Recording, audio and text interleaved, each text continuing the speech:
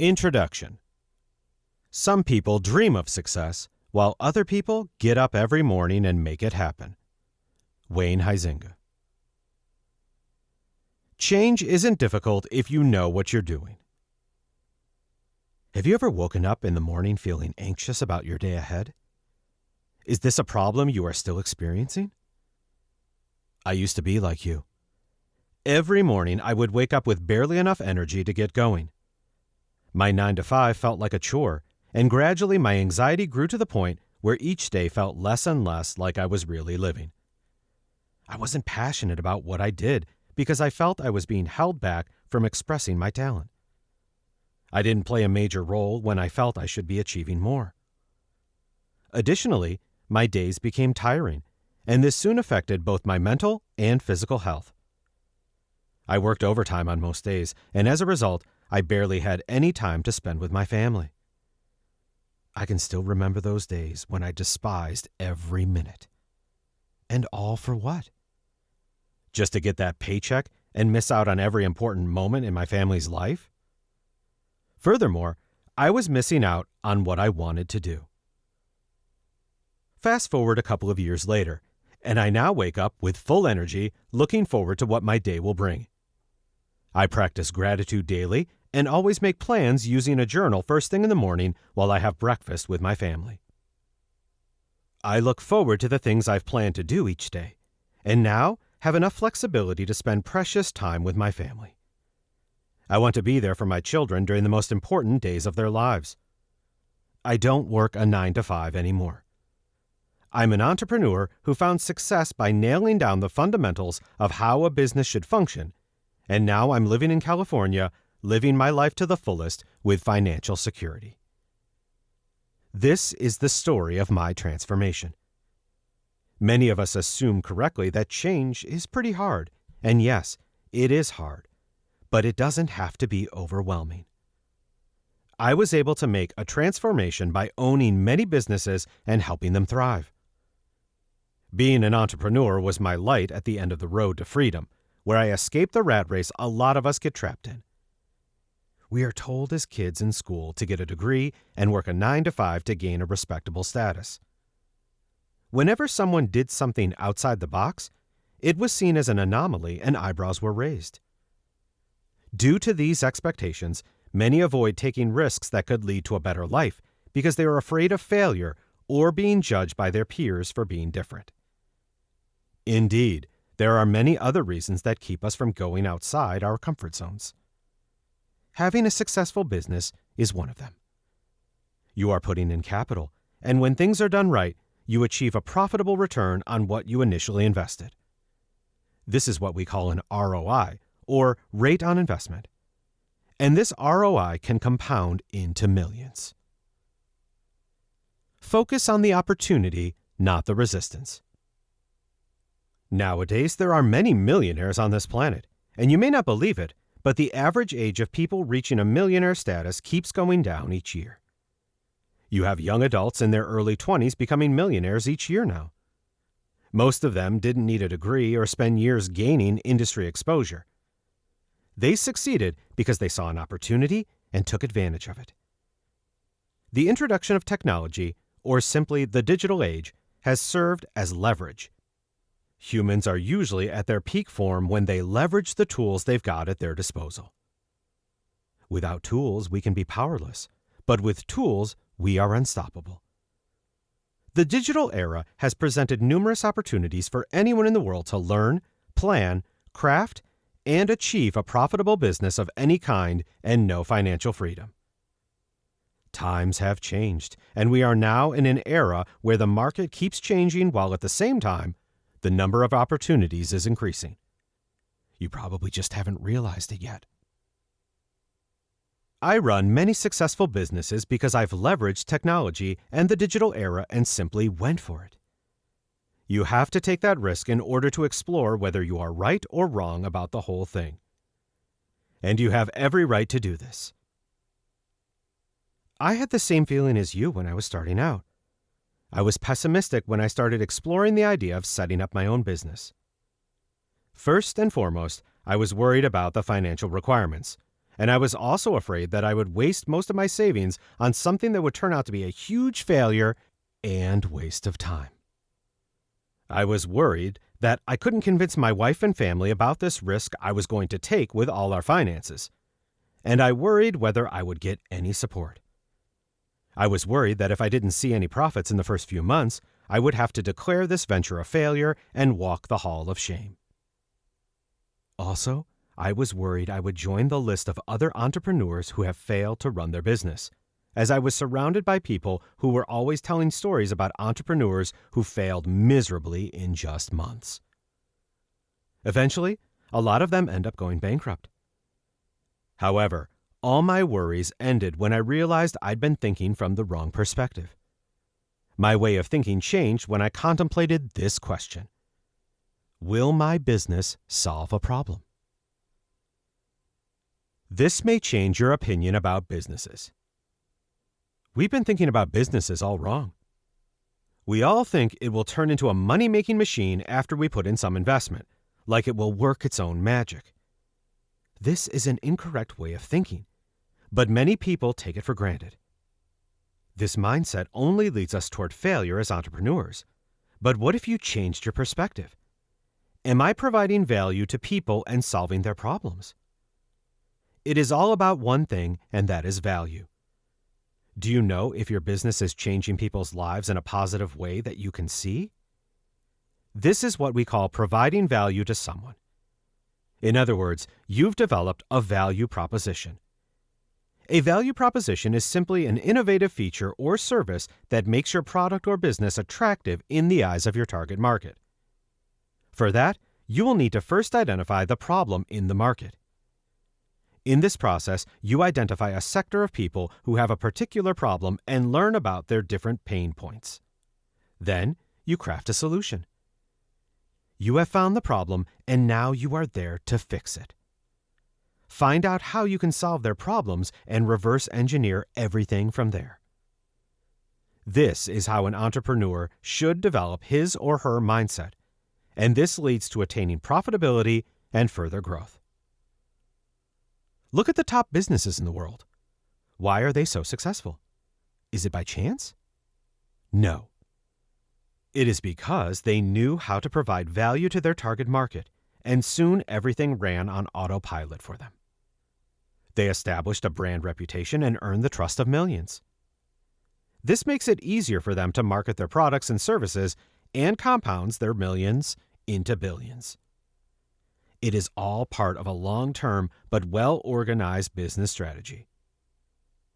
When you hear stories of entrepreneurs failing after they invested money in them, you can find loads of reasons that hit the nail on the head.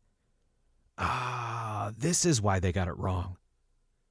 These are what you call case studies, and case studies are the best way to analyze the success or failure of each business.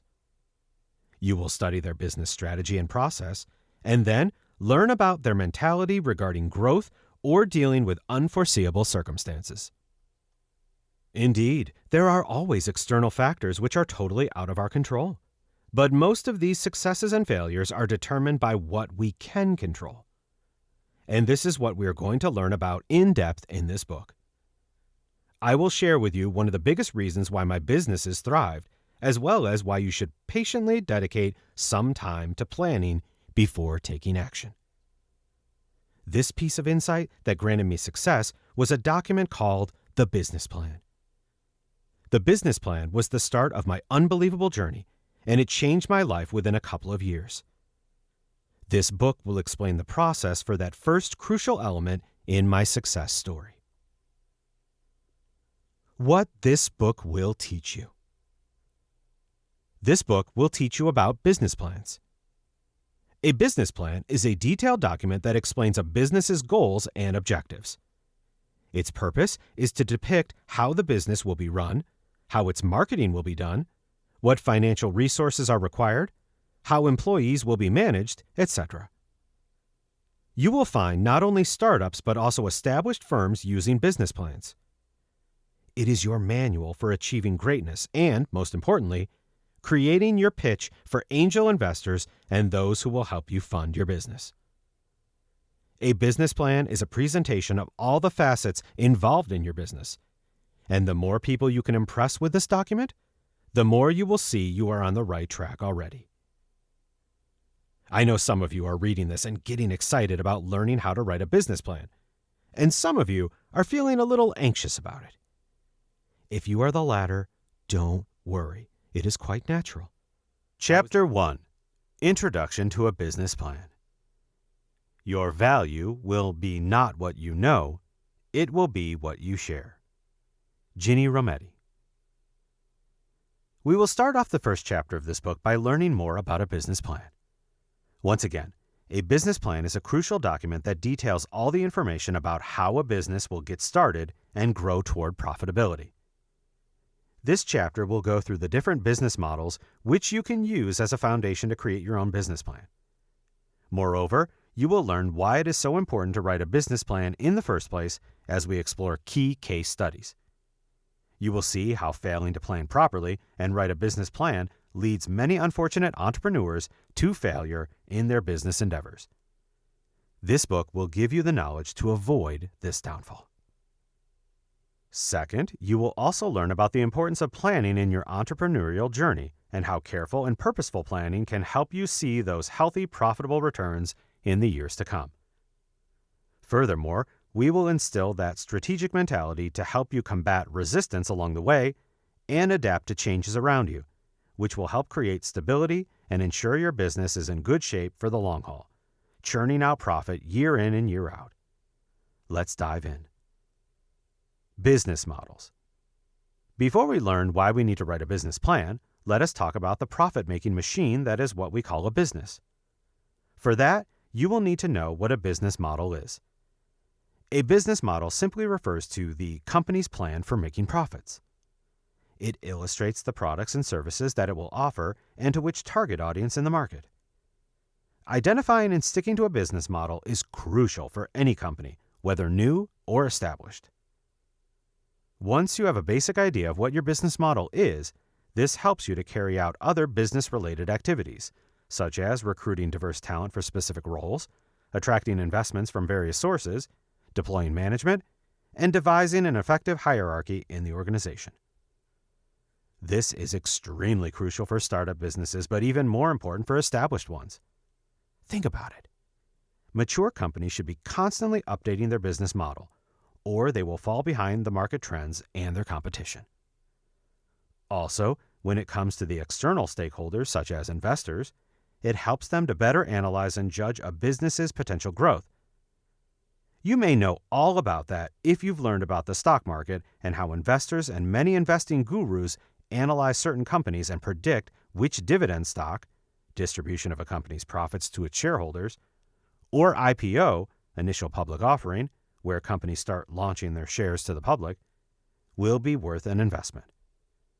In most cases, they study the company's business model by using fundamental analysis and learning whether a business has the right ingredients to compete in the market and offer what people want.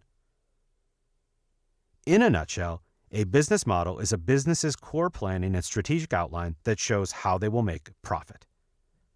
When it comes to any marketplace on this planet, understanding your business model is crucial high-level planning for running a business and, most importantly, making it a profitable one. You are making it clear to internal and external stakeholders, in plain language, what products or services will be sold, the clients you will engage, your business process, how you are different from your competitors, and much more. Determining a successful business model. Now, you may wonder what makes a business model successful. In a nutshell, a successful business model allows you to meet clients' expectations, solve their problems at a competitive price, and provide them with value. It is all about taking your clients to their desired destination. You should take your clients from A to Z, with Z being the better version of what they had yesterday. Coming back to investors, they evaluate how a business model makes money so they can estimate what good financial growth will look like for the company. Knowing how a successful business model works is not difficult. You can see many entrepreneurs making mistakes when creating business models when they underestimate how much funding the business will need before they see profits. They fail to prepare for the long run. It is evident that a business has to maintain itself until it makes enough revenue to offset its expenses and initial investment. Talking in pure financial terms, this is usually evaluated by going through a business's gross profit. As you know, revenue means the income a company makes via sales of their products and services. Then there is a cost of goods sold, or COGS in short. This is the total cost or expense the company bears in producing the product or service they deliver to the clients. So, subtracting the COGS from the revenue gives you the gross profit of a company. On the other hand, you also have cash flow, which investors like to analyze if they find the gross profit not convincing enough in their analysis. Cash flow is basically the gross profit minus the operating expenses, which ultimately gives you how much profit they are generating from their model. To sum it all up, it is simple when you look to balance two key indicators: cost and pricing. When a company is able to provide a product or service and can raise prices and find ways to lower the cost of producing them, the company is on to a great business model. It is all about finding that model that offers the flexibility to balance these two indicators. When you find a business model that proves to be successful and everything is set in place properly, it can later be operated on autopilot mode, which requires a minimum level of management. Types of business models. Now that you have a good understanding of the importance of a successful business model, let us go through some specific types of business models. In other words, different types of businesses. You can find business models that are of the traditional nature and also hybrid ones that combine both worlds of brick and mortar and online stores to enhance and diversify their client outreach. Here are a few you will probably recognize instantly and others to refresh your memory. 1. Retailer model. A retailer business model is probably the most commonly implemented business model out there. A retailer is the last point in the supply chain and ends up interacting with the customer the most. A typical retailer model involves sourcing goods from manufacturers, wholesalers, and distributors and supplying them directly to the consumers. Examples of famous retailers include Amazon, Walmart, and Costco. 2. Manufacturer. Manufacturers are mainly responsible for producing raw materials or finished goods by utilizing different input sources, such as machinery, labor, and other materials. Manufacturers are specialized in producing finished goods at a maximum speed using a systemized manufacturing process and getting them ready to be shipped to various wholesalers, distributors, and retailers. They may even sell products directly to end consumers. Examples of famous manufacturers include automobile giants such as Ford Motor Company and Toyota. 3. Service-based model. The last two business models were examples of producing and selling products. What if you wanted to sell a service? That's where a fee-for-service business model suits you. This is all about utilizing labor and providing services for clients. The service model can be a fee charged on an hourly basis or a fixed fee for a specific task or project. The deliverables, duration, and other conditions are usually outlined in an agreement before delivery of service. This is a sophisticated business model to carry out because it requires the training of a staff and being consistent with the quality of service that is delivered day after day. 4. Subscription-based model. This business model is all about a subscription-based system that sells clients on a long-term commitment. This can be done by providing a product or service in exchange for recruiting payments for a fixed duration of providing that value benefit. These are usually practiced by tech companies, especially SaaS businesses, software as a service. Moreover, it is a popular model for providing physical goods, such as agricultural products, and equipment for a fixed time period. An example of a popular subscription giant would be Spotify. 5. Freemium business model. This business model is quite different from the other business models we've covered so far. It introduces customers to products that offer limited scope. Basically, the strategy is to give customers only a small portion of value until they start craving more. Hence, after a customer begins using the service or product and decides they want more from it, like better features and no limitations, businesses can lure them into signing up for premium versions, where they get access to all the benefits for a price. This model nurtures customers by giving them a taste of the product or service before finally converting them into a long-term paying client. Examples of this model include LinkedIn and Spotify. 6. Bundling model. Some businesses practice selling a bundle of products or services to individual clients. This is called bundling, and this happens when a business feels there is less scope for attracting many customers without spending lots of money to attract them in the first place. So, they try to capitalize on each client by selling different products and services all at once at competitive prices, usually bargain deals and discounts. AT&T is a good example of a business practicing this specific business model. 7. Marketplace. You may have heard of marketplaces in the context of a place where freelancers and companies offer services, but they've actually been around for a long time. Dating back to the advent of the traditional business model of trade and barter, marketplaces physically existed so various merchants could conduct business and receive their desired compensation. Fast forward to today, and you now find online marketplaces, which are basically platforms hosted for businesses to do their thing, reaching out to buyers, carrying out transactions, and delivering products or services. As a result, it makes the transaction much easier and quicker.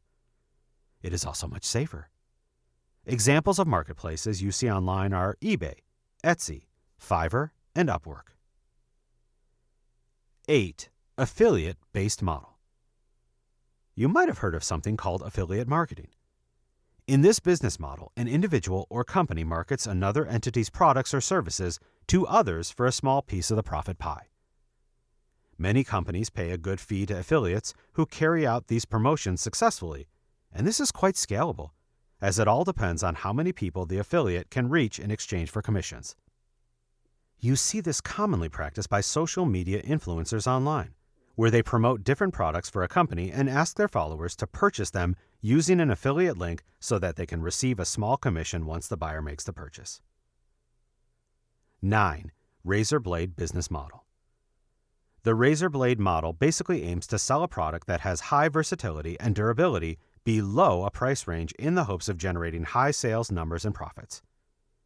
The razor blade moniker came into use when razor blade companies gave blade handles to consumers knowing they would need to buy blades regularly to shave.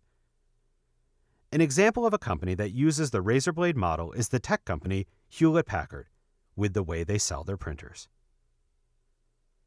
10. Reverse razor blade business model.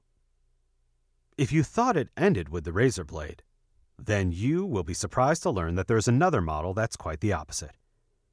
So, a razor blade model looks to sell a low-margin product to consumers in high volume, but a reverse razor blade model aims to sell a high-margin product directly.